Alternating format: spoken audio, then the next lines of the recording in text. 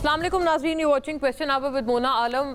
एक तो जो सज़ाएं हैं और जो फैसला है ख़ास तौर पर अल कादिर ट्रस्ट केस में सज़ा होती है या इस दफ़ा सज़ा अवॉइड होती है, बहुत बड़ा सवाल है। और इस पर भी बहुत अलग अलग ओपिनियंस इस बात पे आ रहे हैं कि अब जो कल जो समात है, फैसला सुनाया जाना है या फैसला आगे जाना है, मौखर होना है।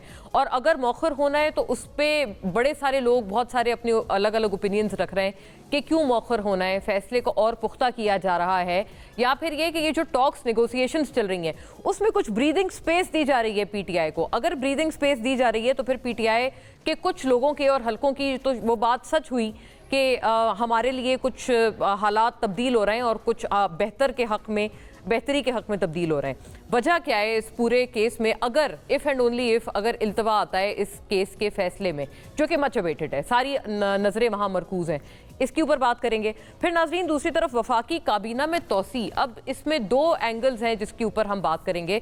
पहली बात तो ये है कि एक कैश स्ट्रैप्ड मुल्क जो कि पाकिस्तान के हवाले से हमेशा बात की जाती है कि पाकिस्तान के जो माली जो स्ट्रक्चर्स हैं और इस वक्त जो पाकिस्तान की सिचुएशन है माली तौर पर, इक्तिसादी तौर पर, उसमें तो हम किसी तरह की फजूल खर्ची, नॉन डेवलपमेंट एक्सपेंडिचर अफोर्ड ही नहीं कर सकते। फिर ऐसे में ये फैसला क्यों किया गया कि एक भारी भरकम 10 तकरीबन अफराद की फौज मजीद उसमें उनको डिप्लॉय किया जा रहा है वफाकी काबीना में। ये फैसला किस चीज़ के पेश नज़र हुआ? कोई ऐसी चीज़ है जो कि काम रुका हुआ है और वो ये 10 अफराद या 10 लोगों के इंडक्शन के बाद ही होगा या चलेगा?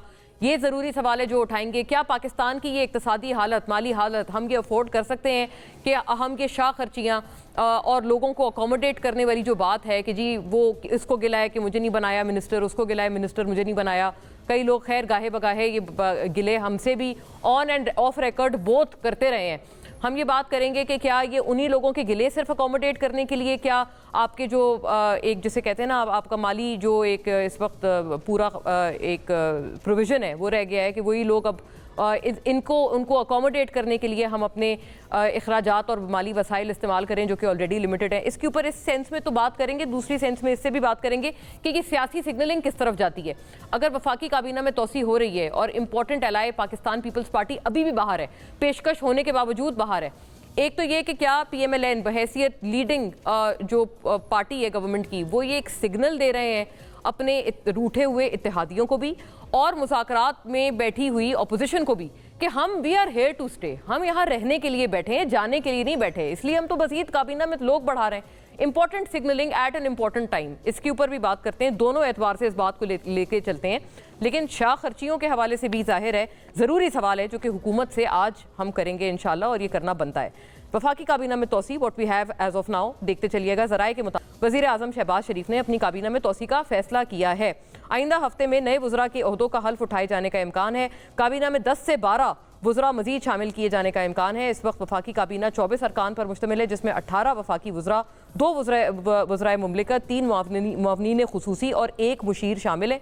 ज़राए के मुताबिक काबीना में हनीफ अब्बासी, तारिक फजल चौधरी, इमरान शाह, खील दास कोहिस्तानी, डॉक्टर तौकीर शाह, तलाल चौधरी, बैरिस्टर अकील मलिक, सरदार यूसुफ और इख्तियार वली खान की शमूलियत मुतवक्के है। ज़राए के मुताबिक वज़ीर आज़म शहबाज शरीफ ने पीपल्स पार्टी को काबीना में शमूलियत की एक बार फिर दावत दी है, लेकिन पीपल्स पार्टी ने इनकार कर दिया। दूसरी जानिब हुकूमत के इत्तेहादी जमात पीपल्स पार्टी के तर्जुमान शाजिया मरी ने एक बयान जारी किया और उन्होंने कहा कि मुस्लिम लीग नून मुसलसल ऐसे फैसले कर रही है जिसमें ना पीपल्स पार्टी से मुशावरत की जा रही है और ना एतमाद में लिया जा रहा है। शायद नून लीग को इतराक नहीं, जिस दिन पीपल्स पार्टी ने इनकी हिमायत ख़त्म कर दी वफाकी हुकूमत ख़त्म हो जाएगी।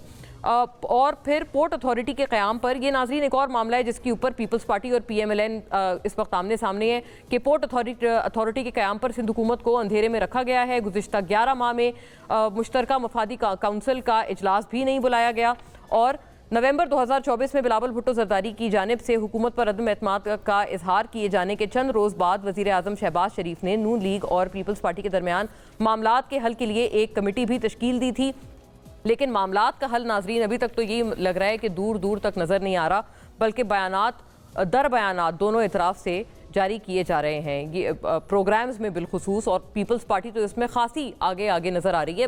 ख़ास तौर पे जो बेनज़ीर शहीद की बरसी का मौका था उसके ऊपर तो पीपल्स पार्टी ने कोई कसर नहीं छोड़ी। किस तरह से बिलावल भुट्टो साहब की अस खुद ज़बानी सुनिएगा उनका बयान। हमने उस वक्त एक मुआहिदा पे दस्तखत किया कि हम आपको अपने वोट तो दिलवा रहे हैं, मगर ऐसे ना हो कि आप वोट लेके आंखें भर जाए। ऐसे ना हो कि जैसे माजी में एक सियासतदान आपके बारे में कहता था कि जब मुश्किल में हो तो पैर पड़ते हो और जब मुसीबत से निकल जाते हो तो गला पकड़ते हो।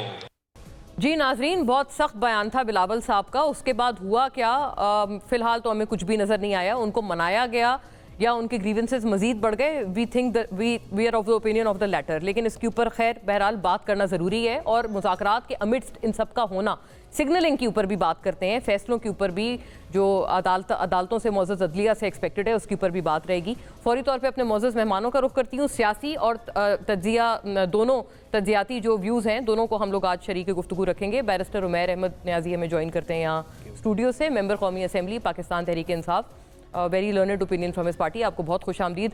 राना एहसान अफजल साहब नाजरीन अपनी PMLN के स्टॉलवर्ट हैं और बहुत मुदल्लिल अंदाज में अपनी जमात को हमेशा डिफेंड करते हैं इन तमाम तर ज़रूरी मामलात पे। प्राइम मिनिस्टर के कोऑर्डिनेटर भी हैं। वेरी वार्म वेलकम आपको भी। और सना बुच्चा साहिबा नाजरीन, सीनियर एंकर पर्सन, तमाम तर अपने बेबाक तज्जिए तबसरे के साथ हमारे हमरा मौजूद हैं। वेरी वार्म वेलकम आपको भी सना। और सना साहिबा, आपसे बात का आगाज़ करती हूँ। आप कैसे देखती हैं सिग्नलिंग को? ये PMLN अपने पाँव पक्के कर रही है, जैसे कहते हैं पाँव पक्के कर रहे हैं हम, इसलिए हम बता रहे हैं कि हम जा नहीं रहे, हम तो और मजीद पक्के हो गए। आप इसको सिग्नलिंग के तौर पर कैसे देख रही हैं? और जो हवाओं के रुख की बात की जा रही है, कुछ PTI के बहुत मतलब आइट से वेल इन्फॉर्म्ड लोग ये बात करते हैं कि अब हवाओं का रुख शायद हमारे हक में तब्दील हो रहा है। ऐसी कोई बात है या इनकी खुशफहमी है सिर्फ? देखिए, थैंक यू। मैं सिर्फ ये कहना चाहूंगी कि ये पाँव पक्के कैसे होते हैं? काबीना की तादाद बढ़ा के तो पक्के होते नहीं हैं, ये तो कारकर्दगी से बेहतर होते हैं, आपकी परफॉर्मेंस से बेहतर होते हैं। आप मुझे बता दीजिए, जो इनके इस वक्त की काबीना है उसमें सबसे पहले तो प्राइवेटाइजेशन का मामला देख लीजिए। जो अलीम खान साहब है, उन्होंने क्या प्राइवेटाइज कर दिया अब तक। 5.9 ट्रिलियन रुपीज का नुकसान हमें स्टेट ओन्ड एंटरप्राइजेस से हुआ है सिर्फ लास्ट ईयर में। शाह खर्चियां तो अलग है लेकिन नुकसानात अलग हैं। फिर आपकी GDP ग्रोथ 0.92% है, उसके बाद भी आप कहते हैं उड़ान पाकिस्तान। तो ये काबीना में लोगों को शामिल करके पीपल्स पार्टी को ये अगर सिग्नलिंग देना चाहते हैं कि हम आपके बगैर भी जी लेंगे तो जरूर जी लीजिए। लेकिन मेरा नहीं ख्याल कि पाकिस्तान पीपल्स पार्टी इस वक्त जो उनके ग्रीवेंसेस हैं, से उनके पानी को छोड़ देना, उनके पानी का बहुत बड़ा मसला है ऑफ कोर्स। उसके बाद ECC का इजलास बनाना, उनको चीजों में शामिल ना करना। और देखिए, मुआहदे की खिलाफ वर्जी तो इनका शेवा रही है। अभी इरफान सिद्दीकी साहब अभी कुछ देर कबल ही उन्होंने कहा कि बानी PTI से मिलने की बात तो हुई नहीं थी, इसलिए बानी PTI से नहीं मिलने दिया जाएगा। तो ये तो मुआहदों से भी फिर जाते हैं, फिर कहते हैं लिख कर ले आए। ये चार्टर ऑफ डिमांड का जो ये फ्रेज है, ये आया कहाँ से है? और पाकिस्तान पीपल्स पार्टी जरूर चाहती है कि पार्लियामेंट चले, लेकिन मुझे तो फ्यूचर में यही नजर आ रहा है कि ये इनके नंबर्स बहुत कम हो जाएंगे। और अभी भी जैसे राजा हारून साहब मेरे प्रोग्राम में आए थे पिछले हफ्ते, उन्होंने बड़ा हंस के कहा था कि क्या ये जो जितने मर्जी गारंटीज दे लें, हाँ पार्लियामेंट जरूर चलेगी, इनकी हुकूमत चले ना चले। लेकिन इनकी घबराहट उसमें भी आया है कि जिस तरह आजमा बुखारी साहब आपको बार बार बयान देते हुए दिखाई दे रही हैं कि आप क्यों आप माफी और रहम दे रहे हैं ऐसे लोगों को जो 9 मई में मुलव्वस हैं। तो कुछ ना कुछ तो है। और ये जो टेबल पे बैठ गए हैं आके दोनों फरीकैन, मेरा ख्याल है इसको अगर रीफ्रेज कर लें कि टेबल पे बिठा दिया गया है दोनों को, तो ये बात है। तो मेरा नहीं ख्याल कि पाँव पक्के नहीं होते काबीना में तोसी करने से। हाँ, आपके जो वज़रा हैं जो नाराज हो जाते हैं या वो बहुत ज्यादा अच्छी क्रिटिसिज्म कर देते हैं PTI पर, ऐसे लोगों को काबीना में शामिल करना अच्छी बात है। दलाल चौधरी साहब बहुत ज्यादा एंटी PTI हैं, उनको शामिल कर लिया जाएगा तो मामला डिफरेंट होंगे। ऑफ कोर्स फिर बैरिस्टर अकील हैं, उनको जाहिर है कोई ना कोई तो चाहिए। और वो सिर्फ मुशीर कब तक होंगे, उनको काबीना में वजीर बनाया जाए। और आपके जो आजम नज़ीर तारड़ हैं वो तो वैसे नजर नहीं आते। तो मेरा ख्याल है कि ठीक है, हर किसी के दो रोल्स हो जाए, लेकिन अब तक की जो काबीना है उसकी अगर परफॉर्मेंस देख ली जाए तो मेरा ख्याल है जिस तरह मैंने आपको बताया, privatisation is just one example. बाकी आप मुझे बता दें, अगर किसी आप मतलब देख लीजिए शिजा फातिमा ख्वाजा साहब को देख लीजिए, जो माशाल्लाह इंटरनेट का ही नहीं बता सकती कि मछलियां हमारी ही क्यों जो तारे हैं वो खा जाती हैं। पता नहीं मछलियों को कैसे पता होता है पाकिस्तान के इंटरनेट की तारे उसको खा जाओ। तो ये तमाम तर चीजें जो है, ये तमाम तर चीजें पहले तो ये अपनी काबीना को वर्केबल तो कर लें, उसके बाद बढ़ाएं, मजीद बढ़ाएं, जो मर्जी करें। लेकिन ऑफ कोर्स अब वो हमारे, आप प्लीज मत भूलिए, नायब वजीर आजम भी हैं उसमें, जाहिर है इसाक डार साहब, तो वो तो फॉरेन मिनिस्टर कहाँ है? फॉरेन मिनिस्टर कौन है हमारे मुल्क में? मतलब फॉरेन मिनिस्ट्री किसके हाथ में है? क्योंकि वो हर चीज पर बयान देते हैं, हर कमेटी का हिस्सा है, लेकिन फॉरेन पॉलिसी अब तक बयान करने में नाकाम रहे हैं।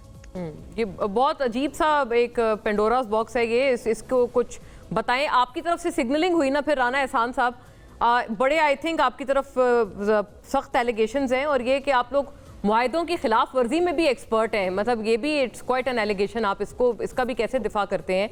और ये जो बात कर रहे हैं ना पीपल्स पार्टी वाले, वो बहरहाल कर रहे हैं, हमने कई जगहों से ऐसी भी चीज़ सुनी है कि एक पॉसिबिलिटी है कि पीपल्स पार्टी पीटीआई के भी वोट शामिल करके बिलावल साहब या तो प्राइम मिनिस्टर भी बन सकते हैं। ऐसी कई, आपको पता है कुछ रोज पहले तो ये वाली जो एक ग्रेप वाइन थी, ये खासी सरगर्म थी। बिस्मिल्लाहिर्रहमानिर्रहीम। देखिए, सबसे पहले कारकर्दगी से शुरू करते हैं। अल्हम्दुलिल्लाह एक टर्न अराउंड हुआ है, इकोनॉमिक टर्न अराउंड। आईटी से ही शुरू कर लेते हैं। आईटी की एक्सपोर्ट्स में 30 से 40% का इजाफा है पिछले साल की बनिस्बत। आपकी ओवरऑल एक्सपोर्ट्स भी बढ़ रही हैं, रेमिटेंसेस भी बढ़ रही हैं। इन्फ्लेशन आपकी जो है वो 40% से 4.1% पे आ चुकी है। It's a massive turn around. आपके सूद की शरह 23% से गिर के अब 13% के ऊपर कायबर आ चुका है। मजीद इसका सिंगल डिजिट पे जाने के इम्कानात हैं। ओवरऑल सारे मैक्रो इकोनॉमिक इंडिकेटर्स, आपके फॉरेक्स रिजर्व्स पाकिस्तान के 16 अरब डॉलर्स को जो है वो पहुंच चुके हैं। और मैं समझता हूं कि आगे हम मजीद बेहतरी जो है इकोनॉमिक साइड पे हमें नजर आ रही है। 6 से 12 महीने के अंदर जो ट्रिकल डाउन होगी एक आम आदमी को भी इसके जो फवायद हैं वो पहुंचेंगे। काबीना क्यों एक्सपैंड की जा रही है? देखिए, काबीना के लिए कोई नए अखराजात नहीं किए जाते। अगर एक वजीर जो है उसको दफ्तर मिलता है तो नया दफ्तर तो नहीं बनाना, दफ्तर पहले ही मौजूद है। कोई उसको नए मुलाजमीन जो है वो भर्ती करके नहीं देने। वही मुलाजमीन जो अभी भी तनख्वाहें ले रहे हैं वही उनको अलॉट हो जाएंगे। कोई नई गाड़ी नहीं लेके देनी, गाड़ियां भी वही हैं जो पहले से इस्तेमाल हो रही हैं। कोई नया ड्राइवर भर्ती नहीं होना। लेकिन जरूरत क्यों पड़ी? जरूरत इसलिए पड़ी क्योंकि पार्लियामेंट का काम है, कमेटीज हैं पार्लियामेंट के अंदर, फिर वजारतों का काम है। और देखें, बात ये कुछ ऐसी, तो उनको सैलरीज वगैरह तो दी जाएंगी ना राना साहब। ठीक है, आप गाड़ियों की आप कह रहे हैं कि इसमें कोई इजाफी खर्चा 10 से 12। अब पंजाब में भी एक इजाफा हमने हालिया दिनों में देखा है। मतलब ये दिस इज नॉट अ पेटी अमाउंट, कोई छोटा मोटा ये वो खर्च नहीं है।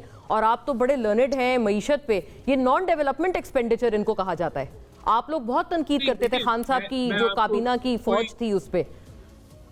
देखें, बात ये, पहली बात तो ये कि जो MNAs हैं उनको कोई इजाफी कोई सैलरी नहीं मिलती। जो फेडरल मिनिस्टर्स हैं उतनी ही सैलरी है जितनी जो MNAs की कोई। और वैसे भी कैबिनेट का तो फैसला है कि बहुत सारे वजीर सैलरी ले भी नहीं रहे। तो ये कोई एडिशनल बर्डन, मैं आपको यही बता रहा हूँ कि फाइनेंशियली इससे नहीं पड़ता कि कोई एडिशनल बर्डन। लेकिन जो फायदा है वो ये, बहुत सारी ऐसी मिनिस्टर्स हैं जो 2-2, 3-3 वजारतें चला रहे हैं और उससे उस तरीके से मिनिस्ट्रीज को कंट्रोल नहीं किया जा सकता, एफिशिएंसी नहीं आती। तो अगर उनके साथ कुछ वो गालिबन ऐसी एक वजारत का तस्करा सना साहिबा ने किया इसहाक डार साहब के हवाले से। उन्होंने कहा कि वो नायब वजीर आजम भी हैं, विच इज करेक्ट, और वो फॉरेन मिनिस्ट्री भी देख रहे हैं। तो उस हवाले से आप लोग कुछ भी नहीं करे जहां करना चाहिए? एक फुल फ्लेज्ड फॉरेन मिनिस्टर हो मुल्क में? नहीं, वो फुल फ्लेज फॉरेन मिनिस्टर भी हैं, और जहां फिर प्राइम मिनिस्टर नहीं पहुंच सकते फिर वहां वो पहुंचते हैं, और वो सीनियर मोस्ट मेंबर हैं कैबिनेट के। लेकिन प्राइम मिनिस्टर की अगर हम बात करें तो उनके पास 6-7 वजारतें हैं। कुछ और वजीर हैं जिनके वो उस तरीके से जो है वो चीजें मैनेज नहीं होती। तो ये तो एक, इसमें कोई अजाफी खर्च नहीं होगा कोई, यानी कि बड़ा अगर हुआ भी तो मिनिस्ट्रियल होगा जिसका कोई बड़ा इम्पैक्ट नहीं आएगा। तो हुकूमत की एफिशिएंसी बढ़ाने के लिए, और मतलब आप अगेन आपसे इसलिए मैं जरा उसके लिए पूछ रही हूँ ताकि एम्फेसाइज हो ये वाली बात। ये बड़ी इंपॉर्टेंट बात है। आप कह रहे हैं कि ना इजाफी सैलरीज होंगी, ना कोई पर्क्स एंड प्रिविलेजेस होंगे, ना कोई इजाफी गाड़ियां, मरात, कुछ भी नहीं होगा। ये 10-12 लोगों की जो मजीद इंडक्शन होने जा रही है काबीना में। मैं आपको ये बिल्कुल क्लियर कट बता रहा हूँ कि उनके लिए कोई नए दफ्तर नहीं, वही जो पुराने दफ्तर हैं, वही पुराना स्टाफ, वही पुरानी गाड़ियां, वही सारा कुछ जो पहले जो चल रहा है वो, उसके अंदर कोई आप एडिशनल, जो कि बतौर MNA उनके पास है ना। जैसे कुछ लोग MNAs हैं, जैसे इख्तियार वली साहब हैं, वो तो MNA MP के भी नहीं है। तो मतलब आप कह रहे हैं कि वो जो ऑलरेडी जो MNA होते हुए उनके पास मरात हैं या चीजें हैं, या नॉन पार्लियामेंटेरियन होते हुए भी जो चीजें हैं वही होंगी? नहीं, वजीर को गाड़ी तो मिलती है, लेकिन वो गाड़ी को नई तो नहीं खरीदनी उनके लिए, वही गाड़ी मिलेगी जो पूल में है और वो अभी भी इस्तेमाल हो रही होगी, तो वो वही ड्राइवर भी वही मिलेगा जो ऑलरेडी वही वाली बात है, राइट? हाँ, अच्छा, पूल से गाड़ी, फिर आप वही मैं कह रही हूँ ना, मतलब खैर नंदलेस आप कह रहे हैं कि उसमें चलें, ओके ठीक है। तो अच्छा ये बताइएगा, ये जो आप पीपल्स पार्टी के बगैर फिर आप जी लेंगे, ये गुजारा हो जाएगा? मैं न्याजी साहब की तरफ बढ़ती हूँ क्योंकि उनके साथ भी आप लोग मुआहदे और आप मुलाकात भी नहीं करवा रहे हैं उनकी खान साहब से, तो वो क्या मुआहदा आपको लिख के दें जब आप उनका मुतालबा वो जो भी उन्होंने फाइनलाइज करना है अपने बानी की कंसल्टेशन के साथ ही करना है? देखिए, मसला ये है कि जब आप किसी के साथ बातचीत करना स्टार्ट करते हैं तो बातचीत किसी नुक्ते पे होता है ना। अगर वो नुक्ता चेंज होता रहे या वो नुक्ता जो है वो अंदर कुछ और है और बाहर आवाम के लिए कुछ और बताना है, तो फिर तो उसमें आप कहें कि मैंने लिख के नहीं देना। लेकिन अगर आपकी हतमी डिमांड्स हैं, आप कोई समझते हैं कि बातचीत होनी चाहिए, तो उसको तहरीरी तौर पे लिखते। या फिर इशू ये है कि डिमांड्स कुछ और हैं और अवाम को कुछ और बताना है, तो असल इशू तो फिर ये बना। क्या आप जरा खुल के अगर इस पे नाजरीन के लिए अगर आप फरमा सकें, क्या आपको क्या लगता है आपके असेसमेंट में क्या डिमांड्स हैं और ये क्या तासुर देना चाह रहे हैं? देखिए, या तो ये खान साहब की रिहाई चाहते हैं और वैसे वो कहते हैं कि पॉलिटिकल प्रिजनर्स में, देखिए मैं इसमें बात, मेरा पॉइंट बड़ा बेसिक है, खुल के मैं कह रहा हूँ कि तहरीरी तौर पे आप तब कहेंगे हमने लिख के नहीं देना अगर आपकी असल डिमांड्स कुछ और हैं और आप अपने पब्लिक और अपने जो वोटर्स और सपोर्टर्स हैं उनको आप कोई और कहानी पिच करना चाहते हैं, वरना आप तहरीरी तौर पे लिख के दे दें जो आपका। जी सना साहिबा कुछ कहना चाह रही हैं? ये कह रहा जी मैं कह रही हूँ, ये आफ्टर थॉट क्यों हुई? ये उस दिन क्यों नहीं उन्होंने डिसाइड किया? उस वक्त क्यों कहा कि फैसिलिटेट करेंगे, बानी पीटीआई से मुलाकात करेंगे? ये आफ्टर थॉट 2 दिन बाद क्यों आई इरफान सिद्दीकी साहब को? ये जरा अगर पूछ लें। और दूसरा ये कि काबीना के वज़रा के लिए बिल्कुल अलग पर्क्स एंड प्रिविलेजेस हैं। ये राना एहसान अफजल साहब को पता होना चाहिए। जैसे ही आप वजीर बनते हैं, आप चाहे ना चाहें, आप जितना मर्जी बताना चाहें कि पुरानी गाड़ी है कि नई गाड़ी है, आपको पूरा प्रोटोकॉल उसका अलग मिलता है। और तीसरी बात, ये जो उन्होंने इकोनॉमिक इंडिकेटर सारे गिनवाए कि कितनी अच्छी है, तो ये तो एक ही काबीना के वजीर की परफॉर्मेंस हुई ना, यानी कि जो मोहम्मद औरंगजेब साहब है। इसके अलावा तो मुझे नहीं समझ आई कि उन्होंने किसी और की परफॉर्मेंस की बात की हो। जी सॉरी। जी राना साहब, एनीथिंग फ्रॉम यू? देखिए, अगर एक्सपोर्ट्स बढ़ रही हैं तो उसके अंदर मिनिस्ट्री ऑफ कॉमर्स भी इन्वॉल्व है, मिनिस्ट्री ऑफ इंडस्ट्रीज भी इन्वॉल्व है, उसके अंदर लॉ मिनिस्ट्रीज भी उस तरह के कानून लाने में इन्वॉल्व है जिससे ये चीजें बेहतर हुई हैं। अगर आईटी की एक्सपोर्ट्स बढ़ रही हैं तो उसमें आईटी की वजारत भी इन्वॉल्व है। तो ये कहना कि ये सिर्फ फाइनेंस की कारकर्दगी ऐसे नहीं है। अगर हमें आईएमएफ का मुआहदा हुआ है तो उसमें इकोनॉमिक अफेयर डिविजन भी इन्वॉल्व है, उसमें और भी तो ये it is a team work और इसमें बहुत सारी मिनिस्ट्रीज इंटरकनेक्टेड होती हैं जिनका रोल है। अगर उसमें पोर्ट्स एंड शिपिंग्स भी का भी रोल है जो एक्सपोर्ट्स को फैसिलिटेट कर रही हैं। I take this ahead. आपने कहा कि ठीक है, आपने जितनी भी एक वो दूसरी जो मिनिस्ट्रीज होती हैं जो कि पूरे उस प्रोसीजरल चीज में इन्वॉल्व होती हैं, आपने कहा उन सब का क्रेडिट है, उनको दें आप क्रेडिट। जाहिर है एक डबल गेम आप वो मुलाकात पे, अच्छा मुलाकात पे आफ्टर थॉट क्यों? जी राना साहब, मुलाकात पे तो बिल्कुल मैं एग्री करूंगा कि इरफान सिद्दीकी साहब ने कहा था मीटिंग के बाद कि इस चीज को हम फैसिलिटेट करेंगे। बहरहाल ये तो कमेटी मेंबर बेहतर बता सकते हैं कि अच्छा बाय द वे कल इरफान सिद्दीकी साहब हमारे प्रोग्राम में थे तो उन्होंने तो यही कहा, उस वक्त उन्होंने इनकार नहीं किया था। वो कह रहे थे कि मुलाकात ये करना चाहते हैं, हम करवा देंगे, और बल्कि इस हद तक उन्होंने कहा कि गालिबन हो भी चुकी होगी वीकेंड पे। तो आई टोल्ड हिम, मैंने कहा नहीं अभी तक तो नहीं हुई है, तो कहते चले मंडे को हो जाएगी। मतलब this is what he said at least on our programme yesterday. Umair साहब हाँ जी राना साहब आप कुछ कह रहे हैं? नहीं, ये तो मुज़ाकराती कमेटी की जिम्मेदारी है कि अगर उन्होंने किसी चीज से एग्री किया है तो वो गवर्नमेंट को फिर कन्वे करें और उसको इम्प्लीमेंट करें। बिल्कुल ऐसे ही होना चाहिए। अब वो आप पे भी डबल गेम का जो ये इल्ज़ाम है, क्योंकि ये मुतालबात लिखत में नहीं आ रहे और खान साहब से एक मुलाकात तो गालिबन आपकी हो चुकी है। पहली वाली जो सिटिंग थी मुज़ाकराती कमेटी की, उसके बाद आप लोग मिले हैं। दूसरी पे फिर आपसे मुतवक्के था, वो कल इरफान साहब हमारे पास बता के भी गए प्रोग्राम में, उन्होंने कहा कि हमें दूसरे पे फिर हमें इंतज़ार था कि आप मुतालबात लिख के लाएंगे, फिर भी आपके जो अरकान थे वो नहीं लाए, और फिर कहा कि हम तीसरी कमेटी में लाएंगे। तो फिर कहते हैं हुकूमत नहीं है, उनको कहा कि चलें फिर आप जब ले आएँ हमें बता दें, फिर हम तीसरी सिटिंग तभी कर लेंगे जब आपके मुतालबात ऑलरेडी रिटन में होंगे मौजूद। अच्छा, मुज़ाकरात चले, ये इनकी तरफ से डिमांड है इन राइटिंग में, वो खान साहब से मुलाकात होगी तो उसमें देख लेते हैं खान साहब का क्या इनपुट होगा। मगर मुज़ाकरात किसी से जो डिमांड्स हैं, मुज़ाकरात की डिमांड्स वो किसी से ढकी छुपी नहीं है, क्लियर कट है। खान साहब ने खुद कमेटी बनाई, और कमेटी बनाई, उसको मैंडेट क्या दिया डे 1 से कि असीरान की रिहाई और 2 कमीशंस का मुतालबा किया।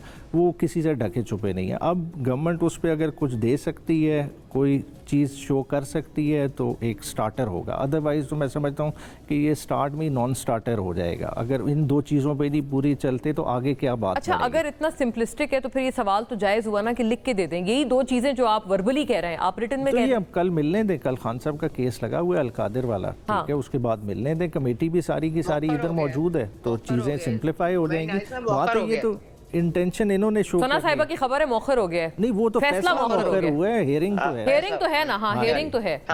तो वो उस चीज़ें जो है ना हो सकती हैं फैसिलिटेट, अगर ये चाहते हैं किसी एंड पे पहुंचे।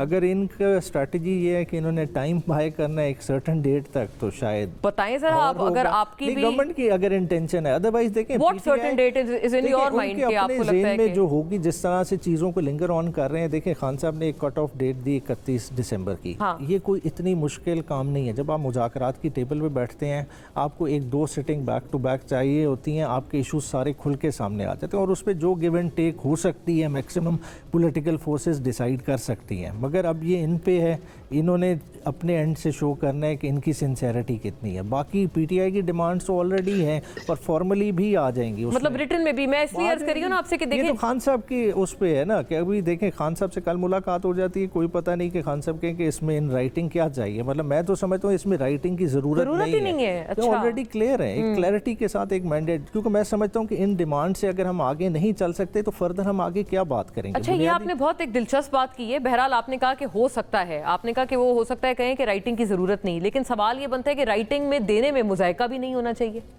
तो देने में हर्ज क्या है? देखिए मेरे ख्याल से ये फिर जो है ना गवर्नमेंट एक छोटे स्कोप के साथ ऑपरेट कर रही है। मैं इसको मुज़ाकरात को और तरह से देखता हूँ। देखिए political forces for the first time parliament की अम्ब्रेला के अंडर बैठ रही हैं, आपस में निगोशिएट करनी है।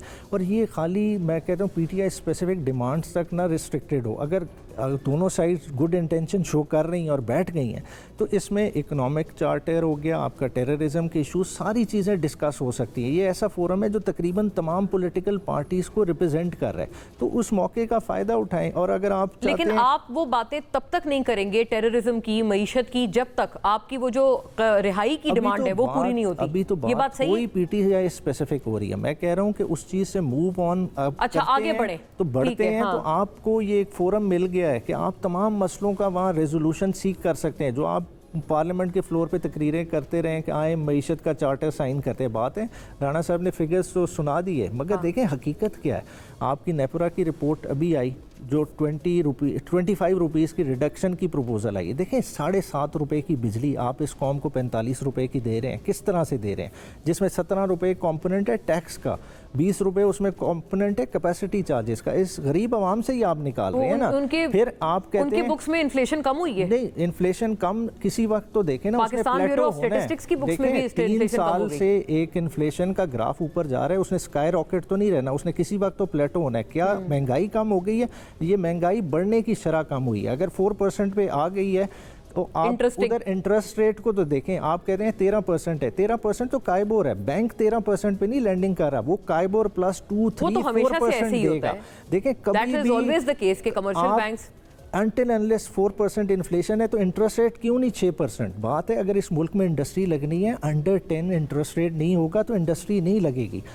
IMF ने आपको टारगेट सेट किए थे ना, इस क्वार्टर में आपका इंटरेस्ट रेट आपके टाइम में भी, खान साहब के टाइम में भी काफी ज्यादा हुआ हमारे जब हमने हुकूमत छोड़ी थी उस वक्त किधर था, अंडर 10 था। आपने हमारा ग्रोथ रेट 6% था। आज 3 साल इन्होंने हुक्मरानी कर ली है और आपके 2 साल बाद से कंपैरिजन होगा ना, तो not your 4.5 years with their 2 उसी से कर लें। आज इन्हें 3 साल होने वाले हैं तो इनकी 1% भी ग्रोथ नहीं है, रेट नहीं है। हम तो 6% पे छोड़ गए थे। वैसे ग्रोथ पे you have a very legitimate. उस चीज को तो देखें ना, तो सारी चीजों को करें। जो टैक्स कलेक्शन है, देखें आज आप सारे बिजनेसमैन को इकट्ठा कर लें कि नहीं जी IMF का हमारे पास पुश है, एडवांस टैक्स दे दें, आप करके खींच खिंचा के $400 बिलियन रुपए का डेफिसिट दिखा रहे हैं। हकीकत में आपका वो भी डेफिसिट बहुत ज्यादा है। देखें मुल्क चलाने की आपके पास उस तरह की फिस्कल स्पेस ही मौजूद नहीं है। वो देखें ना, जिस घर में मुश्किलात हों वो परेशानियाँ, वो शादियाँ उस वक्त डिले कर देते हैं। ये बेसिकली जो कैबिनेट बढ़ा रहे हैं, ये खुशियाँ बांट रहे हैं अपनों में, वो इन्हें ये रेवड़ियाँ समझ के बांट रहे हैं कि जी बांट लें, कर लें। हालांकि इन्हें और तरह के मेजर्स अडॉप्ट करने चाहिए। और देखें वजारतें कौन सी कोई अच्छा चला रहे हैं।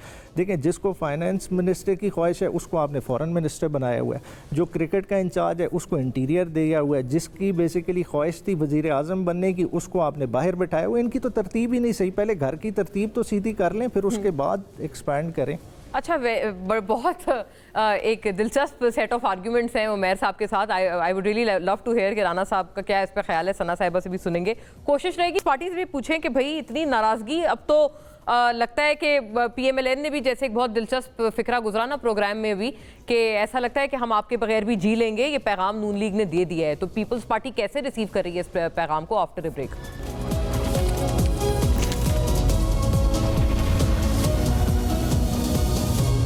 जी वेलकम बैक नाजरीन। सना साहिबा, आपने सबको सुना है, अब आपका क्या ख्याल है, ये होने क्या जा रहा है? ये जो मुज़ाकरात के नतीजे में PTI के ऊपर जो है कि ओनस की बात की जा रही है कि अगर आप रिटर्न में दे दें अपने जो भी डिमांड्स हैं तो वो पूरे हो जाएंगे। मतलब क्या ये एक बहुत बड़ी चीज़ है जो PTI से जिसकी मांग की जा रही है, या राना साहब जो कह रहे हैं कि शायद वो कुछ इंप्रेशन अपने लोगों को कुछ और दे रहे हैं और दरअसल उनकी जो सिटिंग्स के अंदर डिमांड है वो कुछ और है, और अगर राइटिंग में आ जाएगा तो सब बिल्कुल खुल के बात वाजे हो जाएगी, इसलिए नहीं देना चाह रहे? देखिए, मुझे तो नहीं पता कि कभी भी ये एक बुनियादी बात रही हो किसी भी मुज़ाकरात में कि आप लिख के दे दें।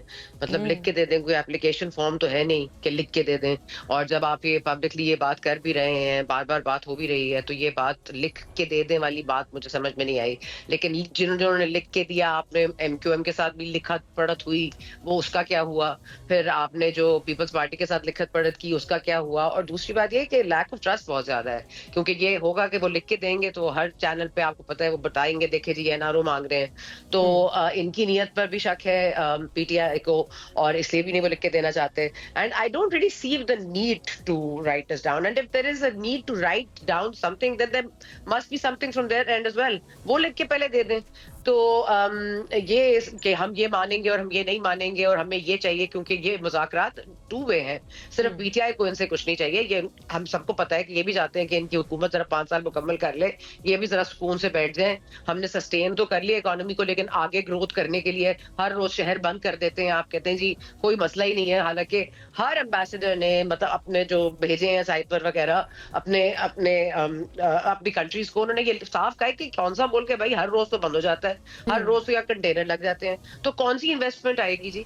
इन्वेस्टमेंट इस तरह तो नहीं आती। तो जाहिर है they need to tone down PTI, so they also need to give and take. There's a give and take situation. तो ये लिखने और लिखाने की बात, ये मतलब मुझे नहीं पता कहाँ से आई है, और ये चार्टर ऑफ डिमांड का लफ्ज कहाँ से आया है ये भी मुझे नहीं पता। और चार्टर ऑफ डेमोक्रेसी जो लिखा गया, जिस पर माशाल्लाह साइन किए गए, जिस पर इतनी बात होती है, आज तक मुझे बता दें उसमें से एक भी बात पूरी हुई हो तो ये कोई लिखने वाली बात मेरा ख्याल है पाकिस्तान में ना ही लिखे आप तो बेहतर है, क्योंकि जो आपका आईन है जो लिखा हुआ वो तो आप लोग वो चेंज कर देते हैं, आप कानून चेंज कर देते हैं, आप तो अपनी मर्जी से लिखते हैं, आप अपनी मर्जी से सोचते हैं। तो लिख के देने में सिर्फ मेरा ये ख्याल है लैक ऑफ ट्रस्ट की बात है, और ये खान साहब से नहीं मिलने दिया तो ये मुज़ाकरात यही खत्म हो जाएंगे।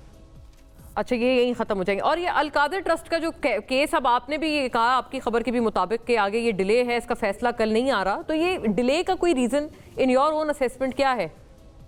देखिए, मेरा ये ख्याल है कि खान साहब इसमें गिल्टी नहीं होंगे, और ये लोग कह रहे हैं कि खान साहब के खिलाफ फैसला आएगा, लेकिन मुझे लगता है खान साहब के खिलाफ फैसला नहीं आएगा ये किसी भी तरह से, क्योंकि it's Al Qadir trust case, आप ट्रस्टी हैं, आपको इन एनी केस आपने एक रकम है आपने जो जमा कराई हुई है, तो इन द सेंस इनका केस भी स्ट्रॉन्ग है। It's not an open and shut case like Toshakhana, जो वैसे भी नहीं स्टैंड किया। इद्दत वाला मामला भी कह रहे थे जी ओपन एंड शट केस है, तो वो भी नहीं स्टैंड किया। तो मेरा ये ख्याल है कि पॉलिटिकल बुनियाद पर जब आप केसेस बनाते हैं तो उनके अपने पैर जमाने की जगह उन केसेस के पैर जमवा लीजिए, वो आपके लिए ज्यादा फायदेमंद होगा।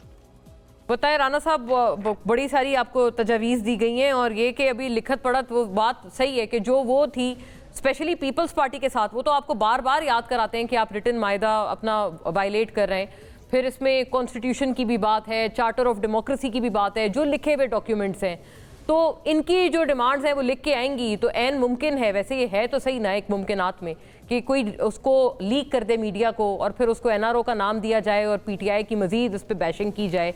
ये खदशात वेल प्लेस्ड हैं उनकी तरफ से?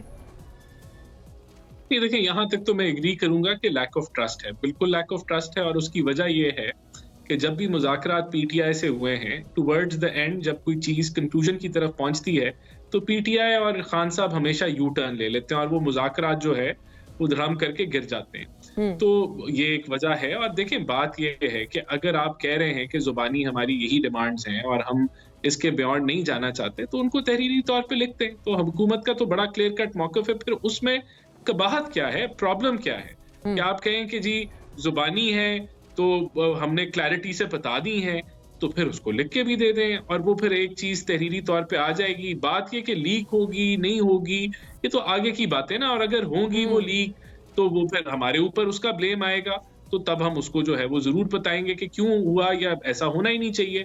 तो वो चीज तो बात की है कि ऐसे होगा। देखें, लेकिन हम बिल्कुल समझते हैं कि तहरीरी तौर पे, लेकिन उसकी जो बुनियादी उसकी जरूरत बता देना राना साहब कि आपको क्यों लग रहा है कि इतनी जरूरी है ये चीज के लिखत में आए, क्योंकि ये वाली बात भी तो दुरुस्त है ना कि जो लिखे हुए डॉक्यूमेंट्स हैं, जैसे पीपल्स पार्टी एमक्यूएम से अभी आपने हाल ही में लिखे हुए मुआहदे किए हैं, वो रोज याद कराते हैं आपको कि आप उसकी खिलाफ वर्जी करते हैं रोज बरोज। नहीं, ऐसा नहीं है। देखें, जो चीजें हमारे हाथ में हैं, हम एक ट्रांसपेरेंट तरीके से कोशिश करते हैं कि उनको मुकम्मल करें, पूरा करें, उन पर उतरें। लेकिन हम एक IMF के मुआहदे में भी हैं। अगर कोई डेवलपमेंट फंड्स के हवाले से चीजें हैं, कोई PSDP से सिंध के मामलात हैं, तो उसके अंदर तो फिर हमारे हाथ बंधे हुए हैं और वो भी हम मजबूरियां जो हैं वो पीपल्स पार्टी को कन्वे कर लेते हैं। बाकी देखें, हम समझते हैं कि पीपल्स पार्टी हमारा बड़ा ECC का इजलास बुलाने में IMF का क्या किरदार है? वैसे नहीं, ECC का नहीं, वो मेरे ख्याल से जो अब ICC का जो इजलास है उसका वो council of common interest, Kaira साहब भी मुझे ज्वाइन कर रहे हैं, उनसे पूछ ही लेते हैं। चले हम लोग उनके एब्सेंस में उनकी कर रहे थे, चूंकि कमर ज़मान कायरा साहब joins us, stalwart of the Peoples Party. Very warm welcome आपको कायरा साहब। आप बता दें, अभी आपके ही हवाले से ये डिस्कशन चल रहा था कि क्या वजह है कि अभी भी आप लोग काबीना का हिस्सा नहीं बने, और अभी राना एहसान अफजल साहब फरमा रहे हैं कि अभी आपसे कोई रिटन मुआहदा, जो कल शाजिया मरी साहिबा ने भी बात की कि आप बार बार ये लोग रिटन मुआहदे को वायलेट कर रहे हैं। राना एहसान साहब कह रहे हैं कोई मुआहदा वायलेट नहीं किया, लेकिन कई मामलात में IMF वगैरह की लिमिटेशंस हैं, तो आप लोगों को बता दी हैं और आप लोगों को भी समझना चाहिए। आप लोग क्यों नहीं समझते? जी नहीं, ऐसा नहीं है। अब मुनासिब नहीं होता कि मैं एक बंदे का जवाब दूं, फिर यही सवाल मेरा जवाब उसके सामने रखा जाए, फिर वो मेरा जवाब दे। तो ये जवाब उन जवाब का निज़ाम बड़ा खराब करता है ताल्लुकात को। सियासत जो है ये बेसिकली ताल्लुकात की बेहतरी करना है, हमें हालात को बेहतर करने की कोशिश करनी है। फर्ज ये है कि हमारा मुआहदा है, वो मुआहदा लिखा हुआ है, 25 पॉइंट है, शहबाज शरीफ साहब के और बिलावल साहब के दस्तखत है, और वो सारे मीडिया के साथ शेयर हुआ है। ये गवर्नमेंट फॉर्मेशन के दिनों में हमारा मुआहदा हुआ था और सारा मीडिया के साथ शेयर है। तो उसमें कुछ पॉइंट्स ऐसे हैं जो जिन पे अमल दरामद हुआ है, कुछ पे नहीं हुआ है, और उसमें IMF का कोई ताल्लुक नहीं। IMF के शराइत का हम भी जानते हैं, कोई ऐसी शर्त हम लगाने वाले कौन होते। दूसरी बात के मुआहदे करते वक्त बहरहाल हमें एक बात का एहतियात करना चाहिए, हमें भी और उनको भी, कि मुआहदे करते वक्त इस बात का ख्याल रखा जाए कि इसमें कोई ऐसा प्रॉब्लम तो नहीं है कि ये कल इम्प्लीमेंट ना होए। अगर ऐसा कोई प्रॉब्लम नजर आ रहा हो तो फिर हमें उससे एतराज करना चाहिए। अब मैं बिल्कुल तसल्ली से और जिम्मेदारी से कह रहा हूँ, इस मुआहदे में, और इसीलिए उसके ऊपर बार बार मीटिंग हो रही है। अगर वो अमल दरामद के काबिल ना होता तो बार बार मीटिंग क्यों होती?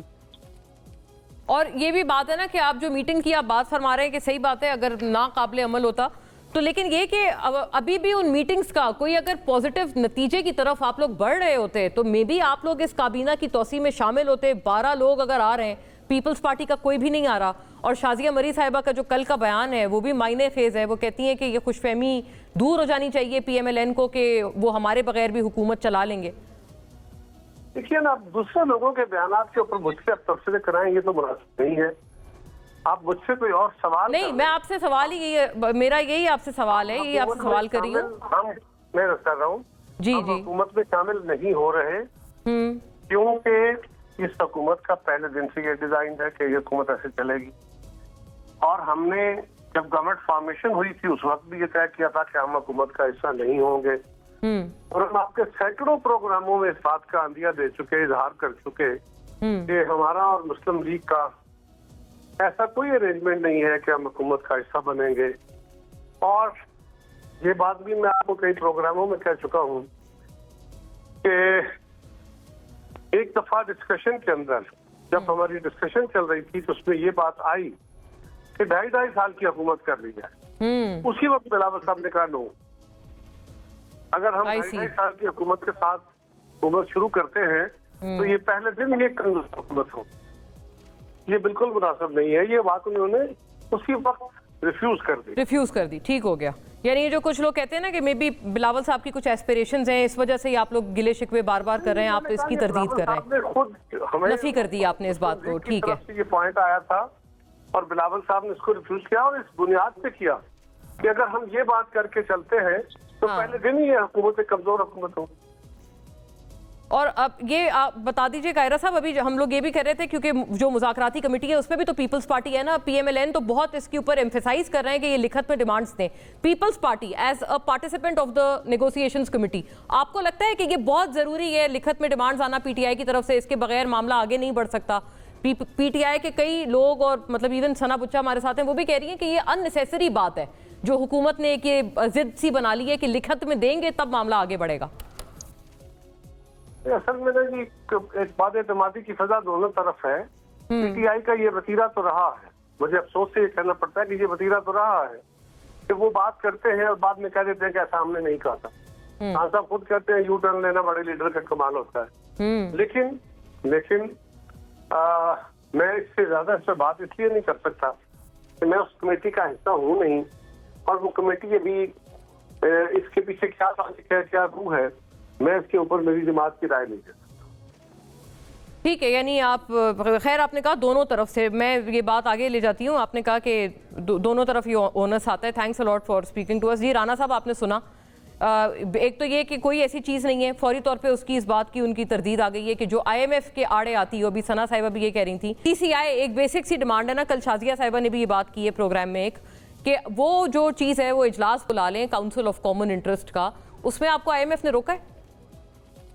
ये देखें, मैंने जो IMF की बात की उसका बिल्कुल ADB जो सिंध का था और जो PSDP था उसके अंदर सिंध कुछ प्रोजेक्ट्स मांग रही थी और वो हम IMF की शराइत की वजह से वो नहीं कर सके। ये भी इट इज ऑन रिकॉर्ड, उस वक्त बजट के दौरान यही इश्यूज चल रहे थे। लेकिन देखें, बात ये है, जो फंडामेंटल बात है कि पीपल्स पार्टी हमारे लिए एक अहम, उनकी सपोर्ट हमारे लिए बहुत ही अहम है and we are working with them. और हमें इसकी सीरियसनेस, उसकी नौयत का बिल्कुल हमें एहसास है कि हमने अपने जो मामलात हैं पीपल्स पार्टी के साथ उनको हमने कंक्लूड करना है। तो this is work in progress और जल्द। अच्छा, वर्क इन प्रोग्रेस, वो अंडर कंस्ट्रक्शन का वो लगा हुआ है, साइन बोर्ड लगा हुआ है। उमैर साहब, ये उन्होंने आपकी जमात के हवाले से भी खदशे का इजहार किया कि बहरहाल अगर यू टर्न वाली चीज़ किसी के ऊपर आ जाए और बात ये हो, ये भी तो एक खदशा है ना वेल प्लेस्ड। वो कहते हैं कोई बात हो कि हमने ये हमें 2 चीज़ें चाहिए, फिर जब वो कर दी जाए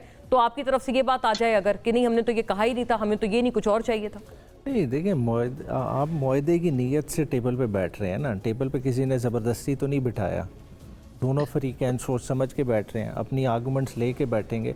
फिर at the end of the day कोई डील बनती है नहीं बनती, फेवर कोई किसी को दे सकता है नहीं दे सकता, या कोई किसी की डिमांड मान सकता है नहीं मान सकता। आपने दिलचस्प बात की, आपने कहा ज़बरदस्ती नहीं बिठाया। ये अपोजिशन लीडर हैं आपके जो पंजाब असेंबली में, मलिक अहमद खान बुच्छड़, उन्होंने कहा ज़बरदस्ती बिठाया एटलीस्ट गवर्नमेंट को। गवर्नमेंट इसका तो इनसे पूछ लेंगे इनकी क्या मजबूरियां हैं। अगर देखें एक लिमिटेड मैंडेट के साथ आए और जिस तरह से कोalition पार्टनर्स इनका हाल कर रहे हैं, खाली पीपल्स पार्टी का मसला नहीं है, MQM भी लोकल गवर्नमेंट के इशू पे बहुत वोकल है। फिर जो अपोजिशन जमातों के साथ जो इन्होंने मुआहदा किया, जो आपने JI वाला मदरसा रजिस्ट्रेशन इशू पे देखिए, तो इनके तो बहुत सारे इश्यूज़ हैं। अब वो क्या लिमिटेशंस के साथ बैठे हैं, ये बेहतर बता सकते हैं, मगर अल्टीमेटली देखें जिस तरह हमने, आपकी भी तो होंगी ना कोई लिमिटेशन? हमारी 100% लिमिटेशन है कि क्योंकि पहले तो खान साहब ने कहा था ना, मैं नहीं के बैठूंगा। बगैर कोई चीज़ फाइनल नहीं होगी। हमारी ये मेजर लिमिटेशन है, जो मुज़ाकराती टीम बैठी है उसके पास नहीं, और ये मैंडेट होता भी ख्वाजा नहीं है। आसिफ साहब कहते हैं कि आपकी कुछ और लिमिटेशंस हैं, जो आप पहले कहते थे ना हम सिर्फ ताकतवरों से बात करेंगे, वो जो अब आप आमादा हो गए इनसे बात करने पे, उस पे आपकी भी कुछ लिमिटेशंस हैं। नहीं देखें, ताकतवर का अभी फेस कौन है? 17 सीटों के साथ अगर ये हुकूमत बना के बैठे हैं तो ये उनका फेस है ना, तो रिप्रेजेंट कर रहे हैं, तो ये जाएंगे उधर से पूछ के आ जाएंगे। इसमें इतना क्या मसला है? इनको इतनी लेवरेज है, मतलब ये मीडिएटर हैं आप कहते हैं एक तरह नहीं, मीडिएटर नहीं, ये फेस है। ये मीडिएटर तो ये तो पहले भी थे ना, पहले भी थे, हमेशा से थे ना इन योर ओन व्यू। राना साहब मुस्कुरा रहे हैं, मतलब लेकिन ये कि वो फेस तो वो पहले से थे ना, आप तब इनके साथ इनकारी थे मुज़ाकरात पे बैठने को, अब आप फेस के साथ बैठ गए। मुज़ाकरात में बैठे हैं, अगर 2 डिमांड्स के साथ बैठे हैं, इसका ये मतलब नहीं है कि हमने 8 फरवरी वाली डिमांड को अबेंडन कर दिया। मैंडेट डिस्प्यूटेड हमने सुना है खबरों में वैसे कि शायद आप लोग करेंगे अबेंडन, नहीं कर रहे। नहीं, 100% उसे कैसे अबेंडन कर सकते? देखें 85 इलेक्शन पिटिशंस आज भी पेंडिंग है नेशनल असेंबली की, जिन्हें ये चलने नहीं दे रहे। उन्होंने डिसाइड होना है कि नहीं डिसाइड होना। वो डिसाइड हो तो आज ही कॉम्प्लेक्शन इस नेशनल असेंबली का बदल जाएगा। जो वजीर एस्पायर कर रहे हैं, होपफुल हैं, वो ऐवान के अंदर भी नहीं बैठे हुए होंगे। अच्छा, ये यानी कि वो आप जो रिटर्न में डिमांड्स देंगे, अगर आप देते हैं तो आपको लगता है ये 8 फरवरी, क्योंकि हमने सुना था कि इलेक्शन और 26वीं तरमीम, इस पे आप लोग पीछे हट रहे हैं, ऐसा कुछ नहीं है? नहीं, जो कभी भी नहीं। इलेक्शन के मैंडेट के पीछे कौन हट सकता है? देखें वो एक लीगल प्रोसेस है। व्हाट्स योर खबर ऑन दिस? आपकी क्या इत्तला है? ये कोई पीछे हट रहे हैं पीटीआई वाले? हमने सुना तो था। और ये जो दूसरा ये कि 26वीं तरमीम के हवाले से भी इनके ऊपर ये भी तो एक आता है कि आप लोगों ने कुछ अंडर हैंड डीलिंग की थी गवर्नमेंट से। आपके कुछ लोग जो क्या कहते हैं मुनहरिफ थे और डिसिडेंट्स थे जो कि वोट डाल रहे थे उस आईनी तरमीम में, उनके खिलाफ कोई डिसिप्लिनरी एक्शन नहीं हुआ? जी, वो मेरा ये ख्याल है कि धांधली वाला केस तो जो इमरान खान साहब की पिटिशन है वो लग गया है, और इस हफ्ते उसकी जाहिर है जस्टिस अमीरुद्दीन आईनी बेंच के सरबराह है वो सुनेंगे। तो और उसके बाद सिविलियंस का ट्रायल क्या मिलिट्री कोर्ट्स में हो सकता है, वो भी केस लग गया है। और साथ साथ आपको पता है मिसिंग पर्संस का केस भी लग गया है। तो 6, 7, 8 is going to be interesting days जिसमें ये केसेस सुने जाएंगे। तो आई थिंक पानी देखो, पानी की धार देखो वाली बात है। और ये कि जो फेस है वो मेरा ख्याल है आप फेस ना देखें, केस देखें, जैसे जस्टिस जावेद इकबाल साहब नैब के फॉर्मर चेयरमैन कहा करते थे। तो मेरा ख्याल है कि फेस जो भी है, ये जो इमरान खान साहब को ये खबरें जाती हैं या ये डीलें जाती हैं कि आपको बनी गाला शिफ्ट कर देंगे, जिसके बारे में फैसल चौधरी साहब आकर हमें बताते हैं, तो जाहिर है कि पैगाम रसाई तो कहीं ना कहीं हो रही है। और ये जबरदस्ती किसी ने नहीं बिठाया टेबल पर, मुझे इस पर बात पर बहुत एतराज है।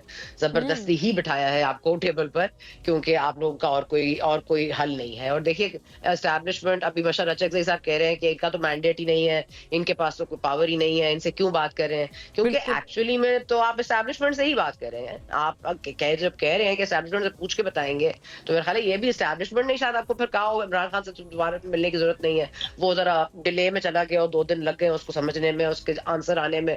तो मेरा ख्याल है कि ये बहुत ऑब्वियस है कि ये पीटीआई और एस्टैब्लिशमेंट के दरमियान मुज़ाकरात हो रहे हैं।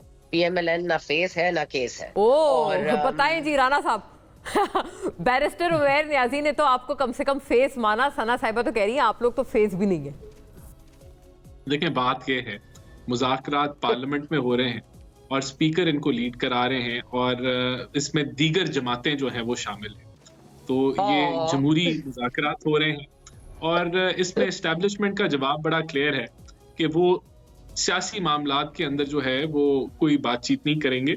तो ये बिल्कुल गवर्नमेंट का प्रेरोगेटिव है और गवर्नमेंट इसको आगे लेके जा रही है। और देखें बात ये है कि पीटीआई की ये जो डिमांड थी कि उन्होंने एस्टैब्लिशमेंट से बात करनी है, वो तो बार बार मुस्तरद हो चुकी है, लेकिन ये अभी भी मेरे ख्याल से इनकी वही ख्वाहिशात हैं। और अगर ये ऐसी ख्वाहिशात लाएंगे जिस तरह आज साबका स्पीकर ने जो है वो असद कैसर ने जो बातें की, तो फिर तो मेरे ख्याल से ये मुज़ाकरात करना ही नहीं चाहते, और ये चाहते हैं कि ये शुरू होने से पहले ही सैबोटाज हो जाएं। तो इनके जो हम कह रहे थे कि एक एतमाद का फुकदान है और वो सारी चीजें, तो वो आपको नजर आ रही हैं। देखें मुज़ाकरात गवर्नमेंट और दीगर पार्टीज और पीटीआई के दरमियान में है, और इसके अंदर जो है कोई तीसरा या चौथा फरीक नहीं। जो सियासी मामलात हैं उनमें बिल्कुल कोई मुशावरत की भी जरूरत नहीं है किसी से, वो हम खुद ही तय करेंगे। लेकिन अगर कोई ऐसे मामलात हैं जिनके कोई सिक्योरिटी से लिंकेजेस हैं, तो जरूर उनसे मशवरा जो है वो किया जा सकता है। लेकिन उसके अलावा तो, और वो एक नेचुरल सी बात है, लेकिन उसके अलावा और किसी से कोई मुशावरत करने की हमें जरूरत नहीं है। और हम नहीं, लेकिन ये जो जैसे 85 पिटिशंस वो कहते हैं पड़ी हैं, बैरिस्टर साहब अभी बता रहे हैं ये जो इलेक्शंस के मामले पे, और कि अगर उनको आप चलने दें, फेयर एंड स्क्वायर चलने दें, मतलब उसमें आपकी कोई वो नहीं चाहिए कि आप लोग बिल्कुल अपने केसेस ड्रॉप कर दें, लेकिन उनको फेयरली चलने तो दें। ये किसने रोका है? आपने रोका है, एस्टेब्लिशमेंट ने रोका है? वो चलने दें फिर मामला आगे, whoever is the one who's stopping it। ये लिख के दे दें तो इसके ऊपर फिर बहस हम शुरू कर देंगे। अच्छा, वो भी जो है वो आ जाती है वो सुन्नी इत्तेहाद काउंसिल वाला फैसला जो है वो तो लिख के दिया है ना कोर्ट ने, आप उस पे अमल कर लें। वो तो लिख के ही दिया गया है आपको। इलेक्शन कमीशन, वो तो बात आपने ये है खत किताबत में इलेक्शन कमीशन वर्सेस या सादिक में वो लिखत पढ़त कहाँ गई? वो तो लिख के जो दिया गया है फैसला, जिसको मानना आपके ऊपर वाजिब है, वो तो आप मानते नहीं है, फिर आपको और क्या चीज ये भी देखें, हमारा मौक़िफ़ तो बड़ा क्लियर है ना कि ये चीजें रिटन फॉर्म में आ जाएं ताकि गोल पोस्ट नंबर 1 चेंज ना हो और क्लैरिटी हो कि आप क्या चाहते हैं, बजाय कि आप अंदर खाते बात कुछ और करें और बाहर आपको एक और बयानिया बनाएं। लेकिन ये वाली बात है जरूर इम्पोर्टेंट कि वो जो रिजर्व सीट्स वाला वर्डिक्ट था वो बिल्कुल बात आई गई हो गई नहीं, राणा साहब? देखिए, वो तो अब इलेक्शन कमीशन और स्पीकर के, उसमें तो बाकायदा स्पीकर साहब ने लिख के दिया है ना, स्पीकर साहब इज फ्रॉम योर पार्टी, उन्होंने खुद कहा है कि ये काबिले अमल ही नहीं है फैसला। बिल्कुल, तो उसके ऊपर इलेक्शन कमीशन भी एक्शन ले सकती है और सुप्रीम कोर्ट भी एक्शन ले सकती है। एक्शन गवर्नमेंट की कोई, आपने एक्शन लेने के काबिल ही कहा छोड़ा है उनको। बैरिस्टर साहब, अब देखें, कंटेम्प्ट आज फिक्स हो जाए तो 2 मिनट नहीं लगेंगे फैसला इम्प्लीमेंट होने में। मसला ये है सुप्रीम कोर्ट इन्हें कंटेम्प्ट में बुक कर ले। जाहिर बात है, कंटेम्प्ट फाइल्ड है। कंटेम्प्ट ये नहीं कि कंटेम्प्ट फाइल नहीं है, कंटेम्प्ट की हियरिंग नहीं लग रही। हाँ, हियरिंग लग जाए तो इनके पास निकलने का रास्ता ही नहीं है, एक फैसला इम्प्लीमेंट करना है। बात है कि अब मुस्लिम लीग नून का इस वक्त और है, ये बेसिकली वो कह रहे हैं ना गोल सेट करें, गोल सेट नहीं, ये ओन गोल के चक्कर पे है। इन्हें बेसिकली लाइबिलिटी नज़र आ रही है फेडरल की गवर्नमेंट, और जो हरकत व सकनात है वो यही सोच रहे हैं कि किसी तरह से जो है ना मरकज़ में हमारी जान छूट जाए और हम प्रोविंशियल सेटअप चला लें। वो देखते हैं बल्कि एडमायर, जाहिर बात है जो हालात बने हुए हैं, उनकी मरकजी हुकूमत टूट जाए। इस वक्त पीपल्स पार्टी के लिए आइडियल पोजीशन है। बेनिफिट किधर है? प्रोविंस में आपकी 18वीं आईनी तरमीम के बाद सारे इख्तियारात नीचे चले गए, मरकज में तो लाइबिलिटी है। प्लस जो इस वक्त तो मरकज में कौन आएगा? वैसे मरकज में तो हमने सुना है पीपल्स पार्टी ने आप लोगों को भी ऑफर की थी कि आप लोग आ जाएं इनके साथ। सिंसियरली ये टॉक्स चल जाएं, ये टॉक्स रास्ता निकालेंगे नए इलेक्शन का। आई सी, सिर्फ वफाक में नहीं, ओवरऑल भी, ओवरऑल जनरल इलेक्शन। बिल्कुल, क्योंकि देखिए ये अपना पॉलिटिकल कैपिटल एग्जॉस्ट कर रहे हैं, इस चीज़ का इन्हें भी आइडिया, इन्हें पता है इन्होंने हलकों में जाना है और हलकों में इनके साथ क्या होगी। देखें, इस वक्त फाइनेंशियल क्रंच की सूरत हाल है। आपका जो इंटरिम गवर्नमेंट का पीरियड गुजरा, सारा पंजाब का बजट उन्होंने अपने सारे प्रोजेक्ट्स पे लगा दिया। आपका इधर अपने MPs MNAs को प्रोजेक्ट्स देने के लिए नहीं है, वो प्राइवेट मीटिंग्स में क्या बात कर रहे हैं। देखें, हर कोई अपनी लीडरशिप से नाला, ऐसे नहीं कैबिनेट एक्सपेंड कर रहे, उन्हें इंक्लूड कर रहे हैं कि हम आपको दे कुछ नहीं सकते, कम से कम चलो ये टैग दे दें, गाड़ियां दे दें, ताकि आप अपने हलकों में दिखा सकें कि हम अकोमोडेटेड है। अच्छा, ये और कोई इनकी सोच ही नहीं है। ये आपकी जान छुड़ाने वाली जो बात है, इसमें कितनी सही सदाकत है इस पूरे थ्योरी में कि आप लोग तो you are done with the federal government, आप कहते हैं हम वफाक में, हम प्रोविंसेस में ही ठीक है। हम इंशाल्लाह 5 साल मुकम्मल करेंगे और इस मुल्क को हम इकोनॉमिक रिकवरी और इकोनॉमिक ग्रोथ की तरफ लेके जाएंगे। ये अपनी ख्वाहिशात का इजहार कर रहे हैं। We are here to stay. जी सना साहिबा, योर ओपिनियन ऑन दिस? ये कई लोगों से हमने सुनी तो है वैसे बात कि आजकल फायदा सूबों में ज्यादा है वफाक के बनिस्बत। वैसे PTI को भी ऑफर हुई थी ना, इन्होंने टर्न डाउन कर दी थी। पीपल्स पार्टी ने तो इन्हें कहा था आप हमारे साथ मिलकर हुकूमत बना लें, इनके रिफ्यूजल के बाद ही वो कहते हैं हम PMLN के पास गए। ये कांटों का ताज इन्होंने खुद पहना है जी, उसको उतार के फेंकना चाहें तो इनकी मर्जी है, लेकिन उसके भी कॉन्सिक्वेंसेस हो सकते हैं। लेकिन मुझे इस पार्टी से साहिबा, जावेद लतीफ साहब नहीं कहते हमें जबरदस्ती पहनाया गया है कांटों का ताज, हमने तो कोई नहीं चाहिए था। जी, वो अभी तो कह रहे थे कि इनके पीछे कोई नहीं है, इनको रोकने वाला कोई नहीं है, पार्लियामेंट अब बड़ी खुद मुख्तार है और सारे जो कानून साजियां हो रही हैं ये खुद कर रहे हैं, जो नेगोशिएशंस है ये खुद कर रहे हैं। कमाल है। मतलब मैं राना एहसान अफजल साहब के प्लीज ये क्लिप कहीं सेव करके रख लीजिएगा, ताकि जब ये मुज़ाकरात नाकाम हो और फिर कहीं 2 साल बाद 4 साल बाद हमें पता चलेगा कि क्योंकि इसलिए नाकाम हुए थे, क्योंकि हमें वहां से ऑर्डर आया था, तो फिर उसके बाद जरा सुबकी हो जाएगी। लेकिन देखिए, जो पार्टी आपको नवाज देते देते शबाज दे गई, वो आपको फिर कुछ भी दे सकती है, इसलिए मैं कुछ इस मिनट पे कोई होप नहीं है। वैसे बैरिस्टर साहब तो मुस्कुरा ही रहे हैं, राणा साहब भी मुस्कुरा रहे हैं। राणा साहब, आप कुछ कहना चाहेंगे इस देखिए, बात ये है कि मुज़ाकरात तो एक बड़ी पॉजिटिव चीज है कि अगर ये आगे जाते हैं और इसमें जमहूरियत और पार्लियामेंट स्ट्रेंथन होती, जो पोलराइजेशन का माहौल है वो कम होता है, तो इसको भी अगर हमने हाइब्रिड सिस्टम में कैसे आप जमहूरियत को मुस्तहकम करेंगे माजरत के साथ? तो जमहूरी अमल कौन सा है, कौन सा जमहूरी अमल है जो अब तक आपने अप्लाई किया है? तो दूसरा अमल तो आपने 24 नवंबर को देख लिया ना, फिर वो दूसरा अमल है। तो अगर हम उस तरफ बढ़ना चाहते हैं, वहां से तो हम इस तरफ आए हैं। तो आप गोली चलाएंगे, मतलब जो भी निकलेगा अपने हक के लिए या अपने कोई ऑब्जेक्शन लेकर, तो आप हमें गोलियां चलाएंगे। 24 से पहले आपके भी हालात काफी बेहतर थे वैसे उमैर साहब, ऐसे ही है। एक भी गोली नहीं चली। 24 का देखें, बात कर रहे हैं या तो कंप्लीट कर लें बुनियादी तौर पे देखें। चले, okay, let's close on this note नाज़रीन, टू एवरीबॉडी, अल्लाह हाफिज़।